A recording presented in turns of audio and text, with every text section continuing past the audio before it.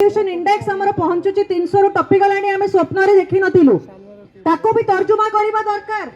आमे आपण को समस्त भय करंती, युव शक्ति को समस्त भय करंती। युव जदि एकजुट हे गले कारण से माने निज विषय रे भाबिबे, निजर आगामी पीढ़ी विषय रे भाबिबे। गोटे युव 50 वर्ष विषय रे भाबिबो तो आपणकर सोचटा, आपणकर माइंडटा, आपणकर थॉट प्रोसेसटा केते आगु को, तो आपण को प्रमुख भूमिका नबा को पड़िबो। निज निज घरे रुहंतु, काम करंतु, किंतु समाज पई भी आगु को बढ़िबा को पड़िबो।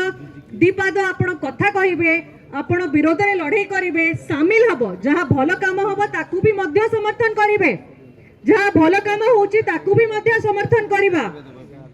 तो मु इठी बहुत बहुत धन्यवाद जणेबी समस्तन को कि एते संख्या रे आज युव शक्ति हमर आसी कि शामिल हेइचंती। मते भी बहुत खुशी लागे जते बेले युव माने केवल कटक रु नुहे किंतु पूरा ओडिसा रु अलग अलग एसोसिएशन माने, बुद्धिजीवी माने समस्त आसी पहुंचंती कि आम पई गोटे प्रश्न आपण विधानसभा रे करिवे। विधानसभा रो केते शक्ति अछि,